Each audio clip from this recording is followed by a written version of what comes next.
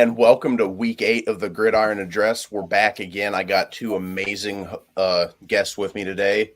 Jason back on again, co-host of Sideline Savants with Wayne Thomas, and he's debuting his own show, Three from Deep, an NBA podcast. Jason, how are you doing? And real quick to kick off the show, do you want to tell us when you're planning on launching your new show?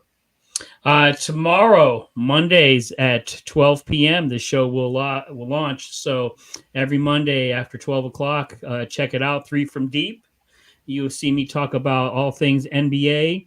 It's been a heck of a first week in the NBA so far. I also touch a little bit on like the culture, music, sneaker drop.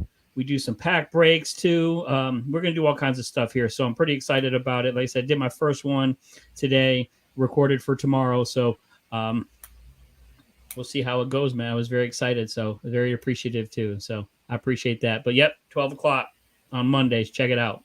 Nice. And his first appearance on the show, I've been trying to get him on for a bit, but a lot's been happening. Lombardi Party finally back. Wednesdays at 5 p.m. Carsen Williams is on. Carsen, how are you doing tonight? I'm doing good. Packers got a ugly but a win nonetheless. So I'm happy. Just went out to dinner feeling good. I'm nervous about the rest of the season, but that's the way it goes. So hopefully Packers can get healthy and get this done. We're going to mix up the order of the rundown a little bit. Carsen, you brought up the Packers game, so let's kick it off with that. For anyone who missed it, last-second field goal to beat a really rough, bad Jacksonville Jaguars team going in. I thought Green Bay would have won by more, in all honesty, but Jordan Love goes down. Carsen, what are your thoughts on it? You mentioned a win's a win, but it wasn't a great win. Yeah, I feel the exact same way as you did. On Lombardi Party last week, I had predicted a 34-10 win.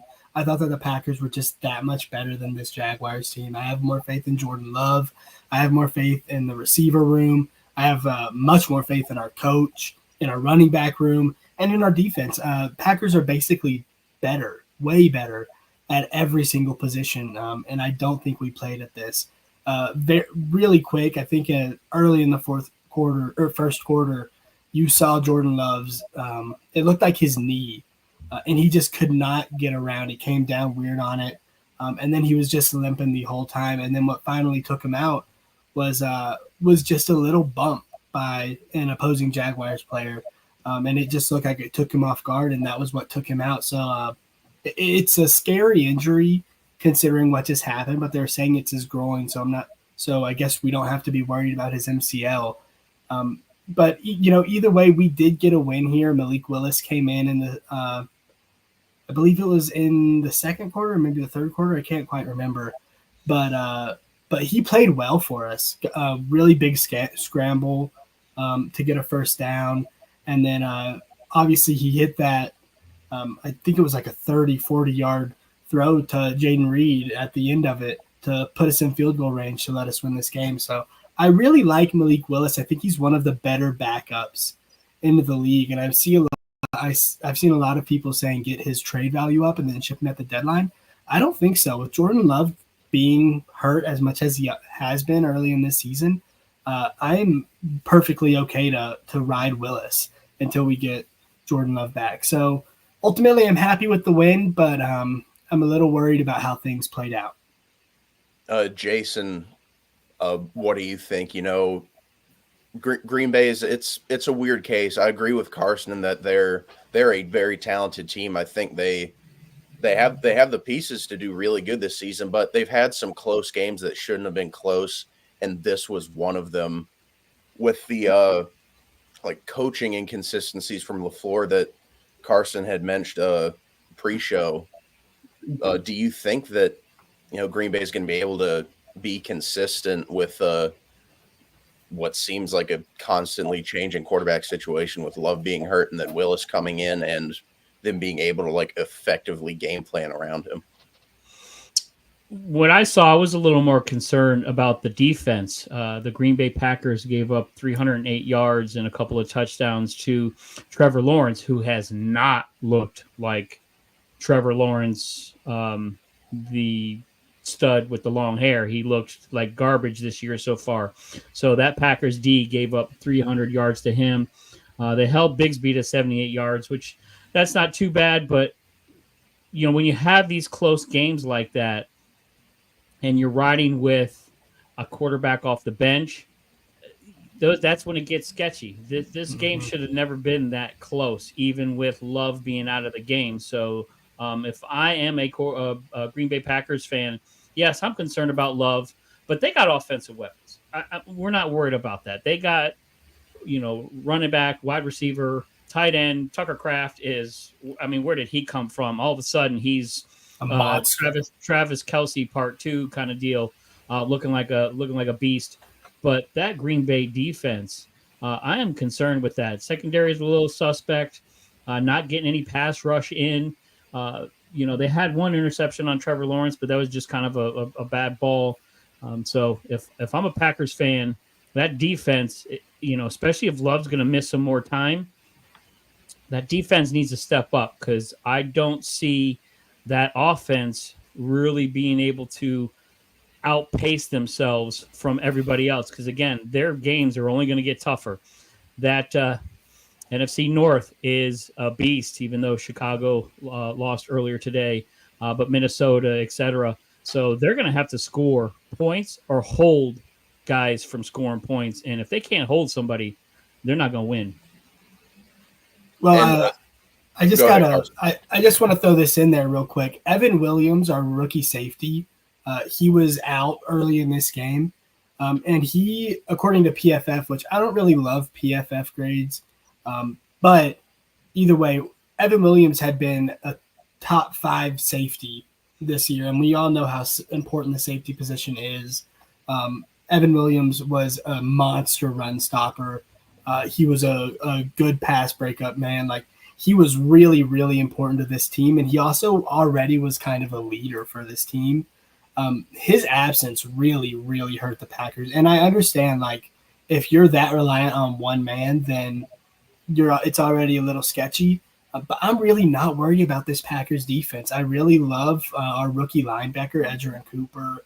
I like Xavier McKinney. Jair went down in this game, but he's been playing really, really well this year after a pretty down year last year. So I'm not as worried about this defense as I am the offense, which is weird to say.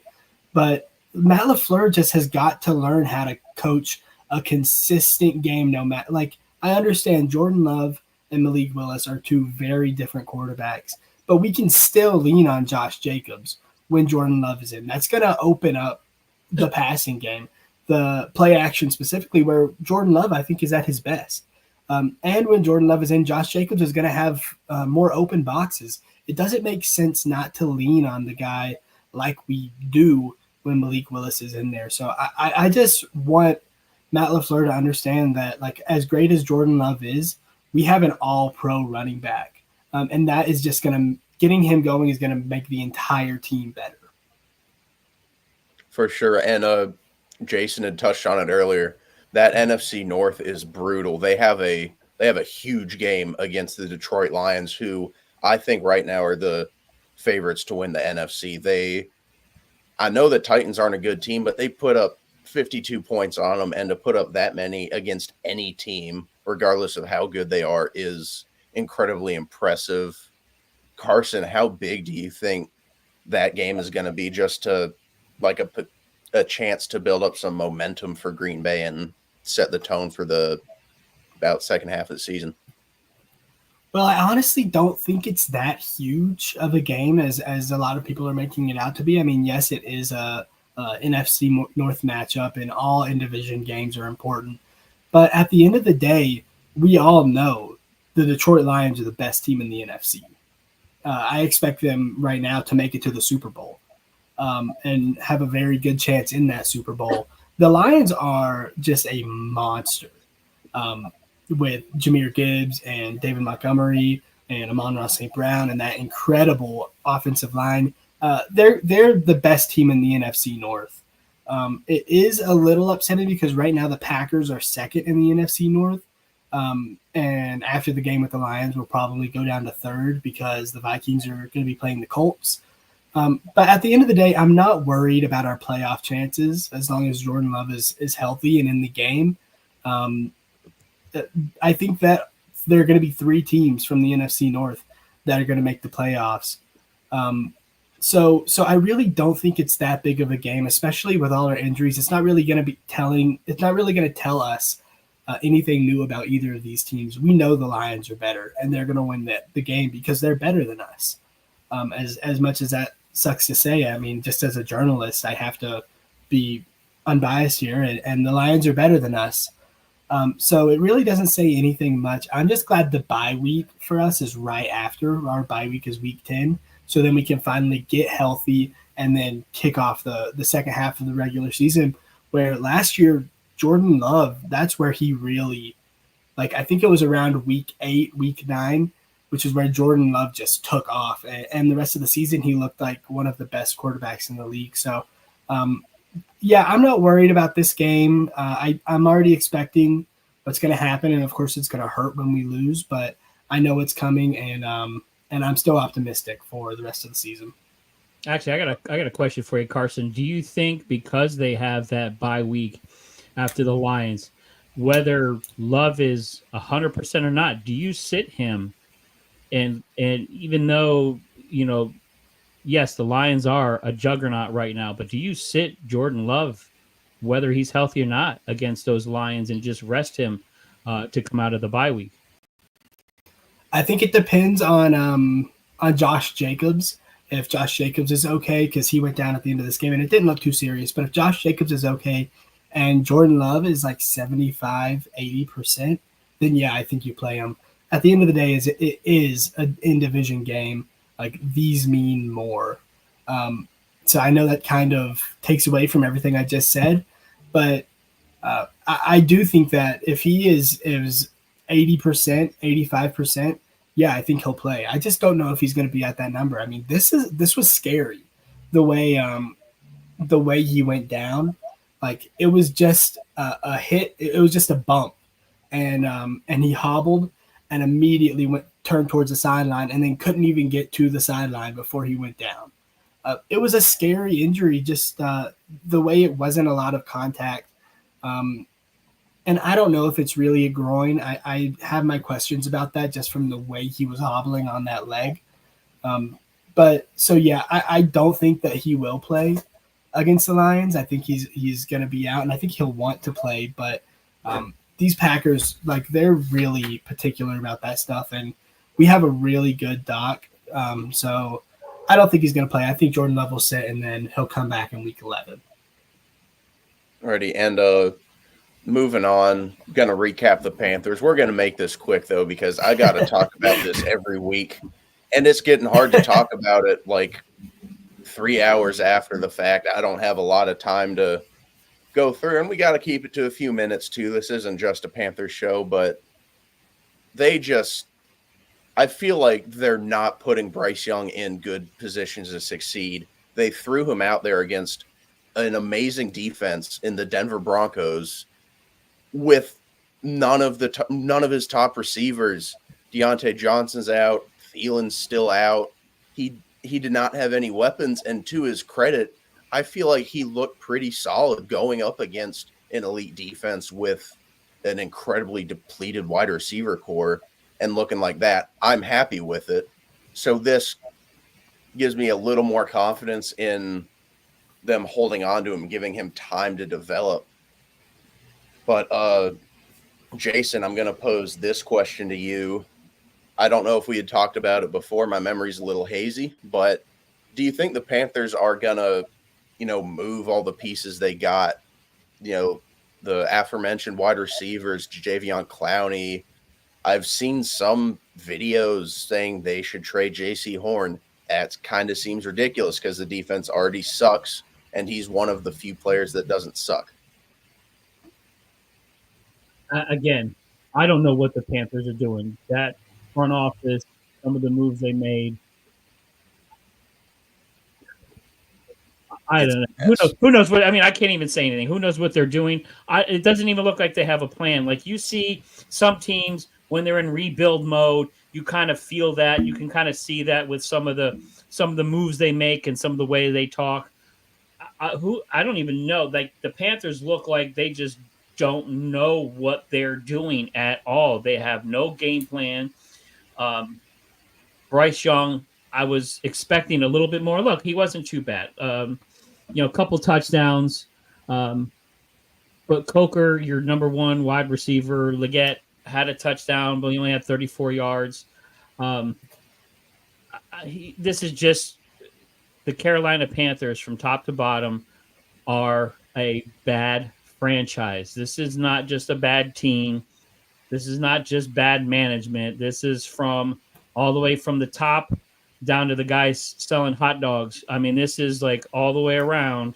You don't know what they're doing. And as a Panther fan, that's got to be frustrating. Look, I'm a Giants fan, and we ain't much better. But you can kind of see in the background what they want to do and what they're going to try to do and freeing up some space and cap space. And I get the future, but the Panthers, I don't think they even look in the future. Like I said, I don't think they know what they're doing. It's very disappointing as a Panthers fan.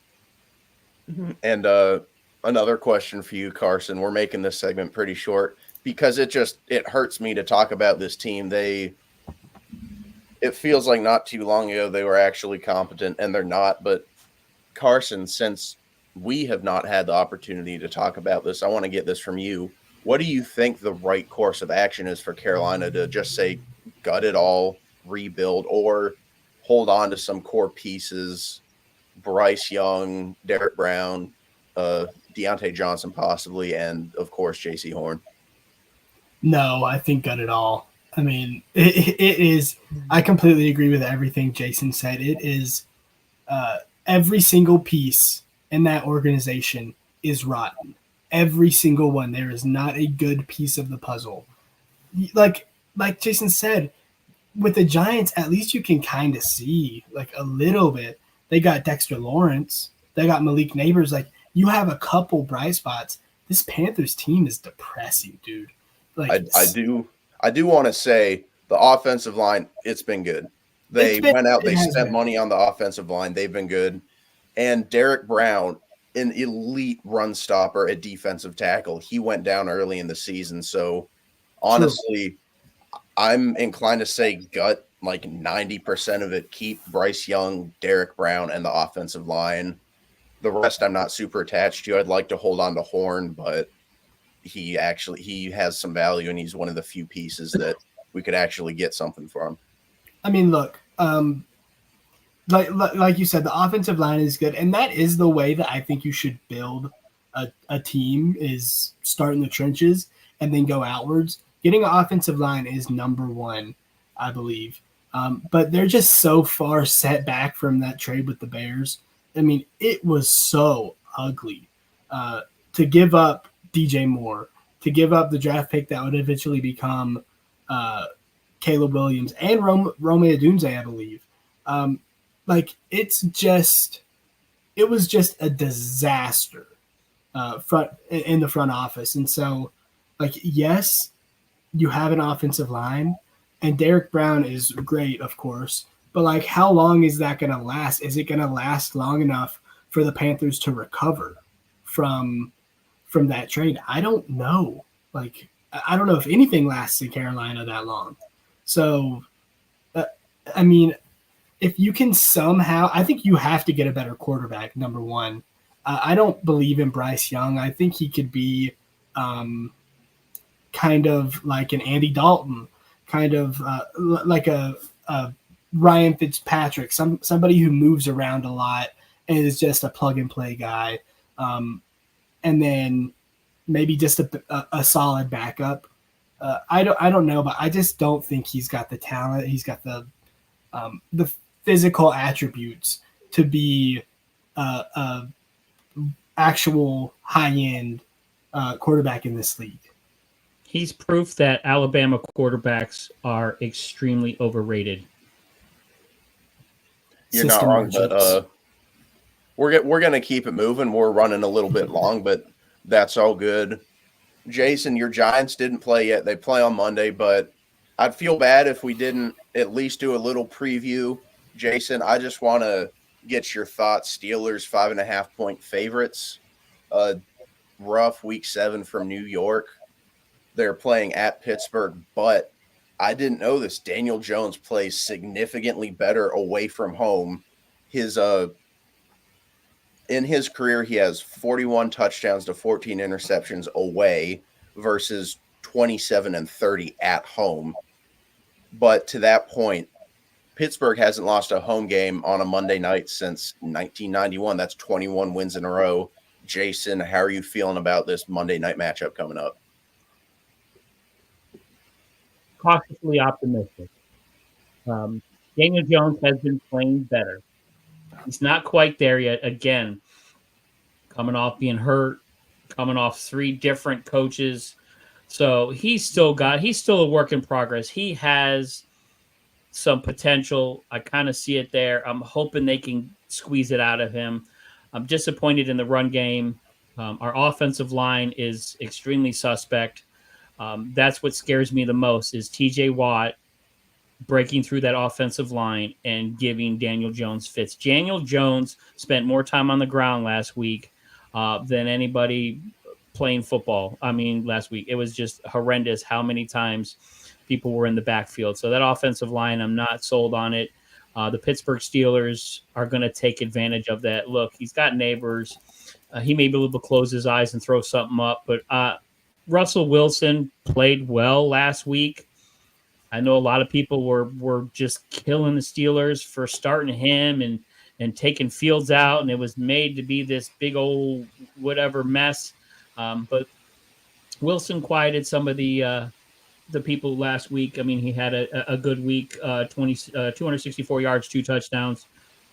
He had over almost 25 points in fantasy, so and 1 rush touchdown. So Russell Wilson can still kind of play football. He still has some weapons. It depends on the Giants defense. You talked about Dexter Lawrence has 9 sacks right now.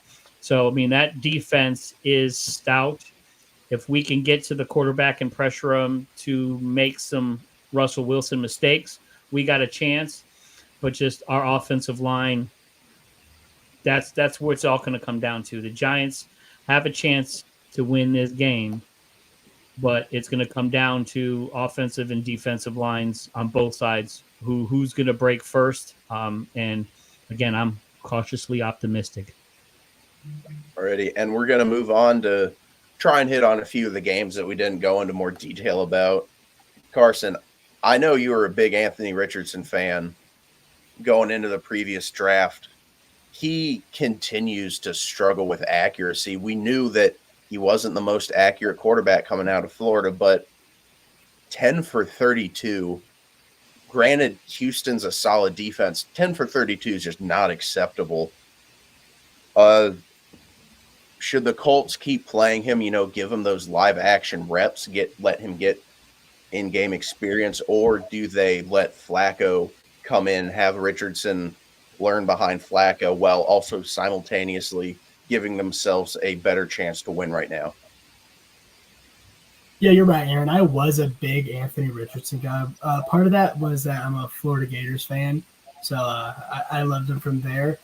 The other part is he just has some of the most physical gifts that any NFL quarterback ever has, and you see it all the time. These bombs that he throws to the end zone, every play he makes is either a disaster or a miracle play. There is no in between. But unfortunately, there's more disasters. I mean, he is not right now playing like a good quarterback. I don't think it's anywhere near time to give up on him just from the flashes that we've seen. Everything right now that I think he doesn't have is teachable. Accuracy, decision-making, things like that. I wouldn't mind him sitting back and learning a little bit more behind Joe Flacco, especially since these Colts just have no chance to do anything this year. But also some guys do just learn by making those mistakes and getting better. I mean, if you look at Jordan Love last year, he did not play well at the beginning of the season. And second half of the season, he played like the best quarterback in the NFL. I don't think that's what's going to happen to Anthony Richardson. I think he's worse than Jordan Love was last year at the beginning. He just is – he's still the youngest quarterback in the league, or the youngest starting quarterback in the league. So I'm not really worried about his timeline. I think we all got kind of high on him really quickly, including myself. I just thought he would be more NFL ready. But he just has to get past the mental challenges that he has right now. And then I think he could end up being a top 10 quarterback in the NFL, given the physical gifts that he has. It's just not there yet. So, yeah, I wouldn't mind sitting him behind Joe Flacco and letting him learn that way. I think young quarterbacks learn that way pretty well. I wish it was something more that we did in the NFL. Jason, Cleveland Browns, they beat the Baltimore Ravens. I mean, who saw this coming? Jameis Winston had a great game. Even though sitting at 2-6 for Cleveland, they're not doing anything this year.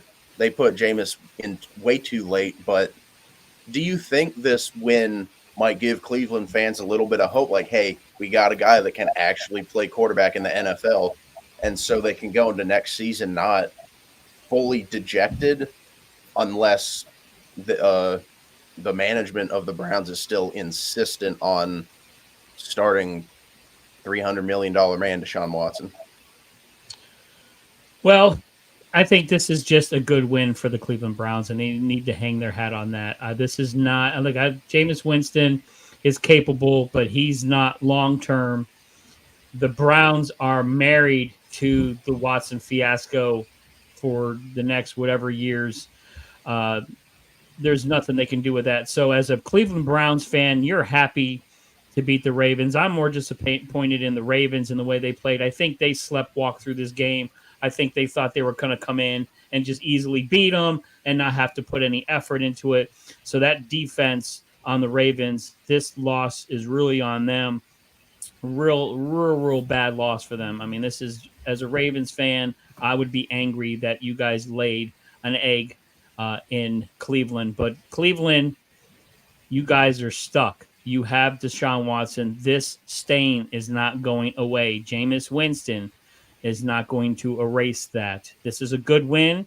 You may get another win here and there throughout the rest of the year, but this is not going to ease their future at all. This is going to, if anything, this is just solidifies how bad this signing and trade for Watson really was, because you could have got Jameis Winston for a bag of potato chips and put him in there. He could have got you some wins, and at least you could have rallied behind somebody.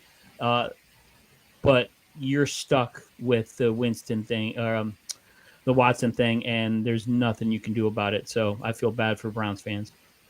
Carson, Jets are 0-2 since they fire Robert Saleh and trade for Devontae Adams. What would be the first step or two that you think the Jets should make to get themselves back on the right track? Getting rid of Aaron Rodgers. He's the problem to me. I mean, this is the timeline of what has happened on the Jets. Aaron Rodgers comes in, obviously, Achilles or ACL, I can't remember. He's out for the year. Achilles.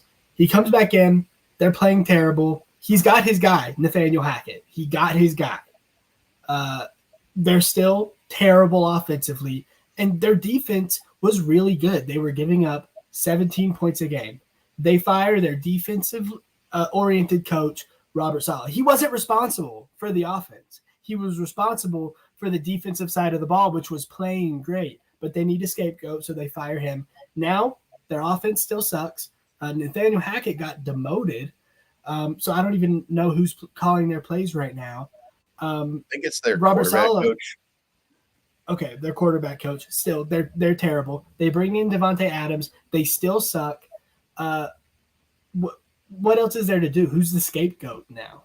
Like, I know he blamed Mike Williams for running the wrong route when it was really just a terrible pass on his end. Like, who's the scapegoat? Because it can't be the head coach anymore. can't be Nathaniel Hackett anymore. Their defensive coordinator, sure, but like their problems are deeper than that. It's deeper than talent because they have a lot of it. They have Aaron Rodgers, who, even though he's regressed, he's still Aaron Rodgers. He still has that. I mean, maybe a fraction of that mind. He still has the arm. They have Breece Hall, who is touted as the next running back of the next 5 years. Like, they have Devontae Adams. They have Garrett Wilson, who Garrett Wilson I really like.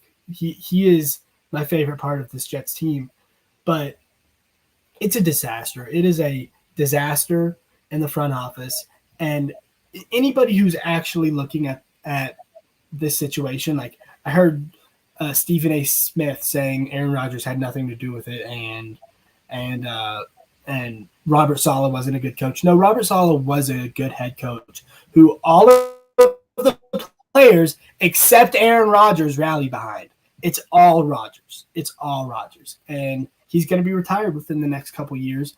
And the Jets are going to get better because he's the problem right now.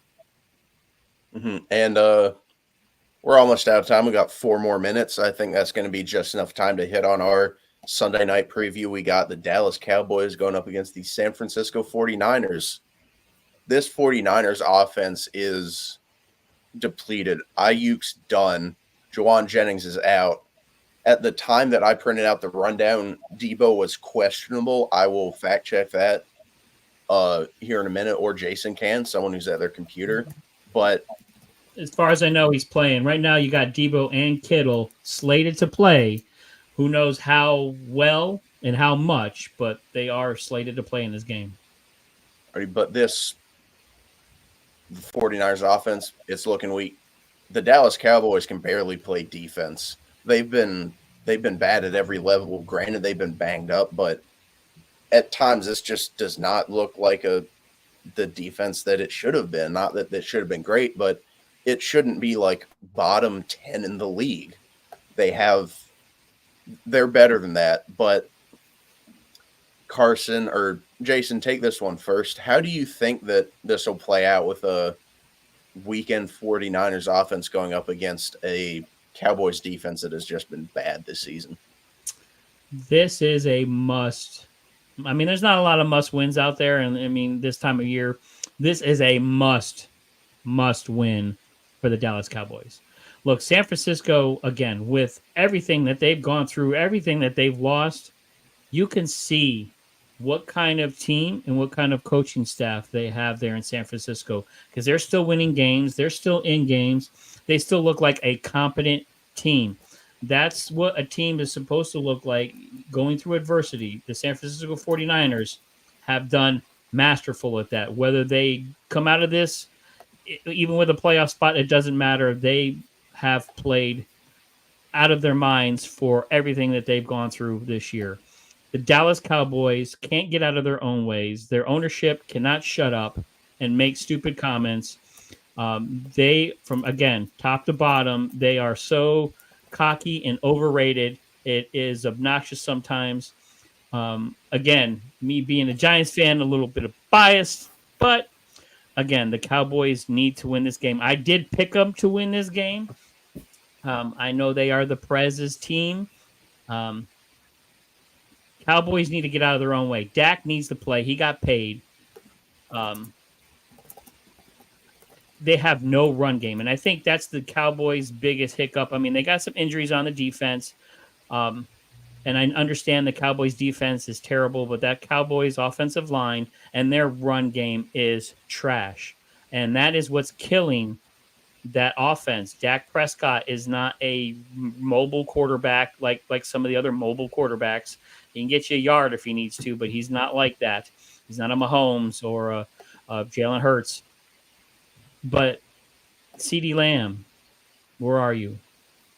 You know, they have no offense because they have no run. Who is their running back? And I think their starting running back is questionable. So until Dallas gets a run game, their defense is going to stink because their offense goes 3 and out. And a tired defense can't defend anything. Yeah, I mean, Carsen, how do you see this playing out? And who do you think's going to end up winning? Yeah, I don't really disagree with anything that Jason said. This is a hard game because I don't think Brock Purdy has been playing that well. I mean, obviously all of his guys are injured. I mean, you had injuries to Debo and you had injuries to Ayuk and injuries in the offensive line depth and the defense has been battered. I'm looking at the depth chart right now, and it is so much worse than I thought. Obviously, you have McCaffrey and Ayuk on IR, Juwan Jennings out. You have Ben Barch, their backup center, out. You have John Feliciano. I'm not sure who that is, but he's still depth. And then on the defense, like you got Drake Greenlaw out, you got Kevin Givens out. Just so many guys. It's a rough situation. I'm actually gonna take the Cowboys on this game. I agree with everything Jason said. They're a disaster. But at the end of the day, I believe in Dak more than I believe in Brock Purdy. Just as a pocket passer, Brock Purdy is more mobile. But I think Dak is a better pocket passer. They have CeeDee Lamb. That running game is atrocious. Jerry Jones really dropped the ball on that one. I mean, it is ugly. Who other than Michael Davis thought Ezekiel Elliott was going to play any good this year? Nobody. Not only any good, 11 rushing touchdowns. 11 rushing touchdowns. They have Rico Dowdle, and I like Rico Dowdle, except he's out for this game. Mm-hmm. So they are leaning on Dalvin Cook and Ezekiel Elliott. That is in 2024. Crazy. It's hilarious. I mean, Dalvin Cook's fall off is it sucks to see. It was rapid, but that just goes to show how running backs will be at their peak 1 second and they're gone the next. Todd Gurley's another big example of that. Running backs nowadays 3 to 5. That's your it.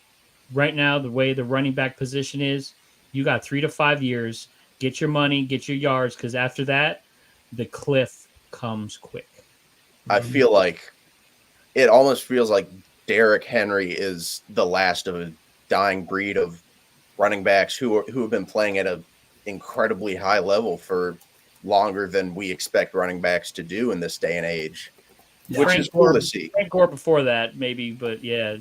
Mm-hmm. I'm just more like right now, but yeah, Frank Gore is the prime example of that. I mean, third all time in rushing yards, insane career for a running back. But that's going to do it for week 8 of the Gridiron Address. This has been Aaron Schneider with Jason Calenzo and Carsen Williams. Jason, any last words for the people before we head off? No, hey, Aaron, I appreciate you having me, man. This is awesome. I'm always thankful to be on here. Appreciate you, Carsen. Glad to see you back, man. But yeah, check out Sideline Savants, your fantasy football at 12 on Wednesdays. And again, my new 3 from Deep on Mondays at 12. Check me out. We appreciate it, guys. Thank you. Have a great evening. Carsen, did we lose you? You still there? No, I know it. I know I'm frozen, but I'm still here. I don't know why my computer does that sometimes, but yeah, I'm still here. So thank you everybody for watching. Really fun show. I really enjoyed this. I wish I could have got on it earlier, specifically last week when we beat the Texans. That would have been awesome. But go check out Lombardi Party. I've got some pretty special stuff in the works, and let's just say I'm gonna have a inside perspective into the Packers facilities. So just stay tuned, and hopefully I'll see you there. Awesome. All righty. Let's go watch hopefully a good football game. Maybe Dallas can actually play well for once.